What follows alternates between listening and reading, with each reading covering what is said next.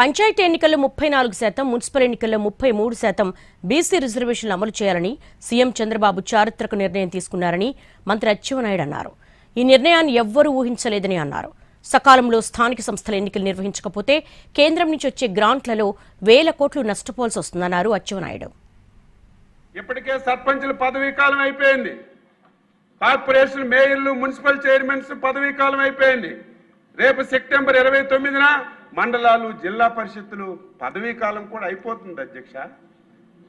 ఈరోజు సకాలంలో నిర్ణయం తీసుకొని సకాలంలో ఎన్నికలు పెట్టకపోతే కేంద్ర ప్రభుత్వం ఇచ్చినటువంటి ఫైనాన్స్ గ్రాంట్స్ వేల కోట్ల రూపాయలు ఈ రాష్ట్రానికి నష్టం జరుగుతుంది అధ్యక్ష.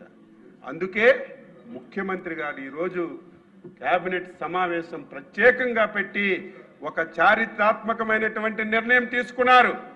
ఏదైతే 1994 చట్టంలో 34% స్థానిక సంస్థల్లో పంచాయతీరాజ్లో రిజర్వేషన్లు ఇవ్వాలని, అదేవిధంగా మున్సిపాలిటీలో 33% ఒక పాయింట్ రిజర్వేషన్లు ఇచ్చి ఎలక్షన్లకు వెళ్ళాలని ఒక చారిత్రాత్మకమైనటువంటి నిర్ణయం తీసుకున్నారని చెప్పి ఈ సందర్భంగా తెలియజేస్తున్నాను.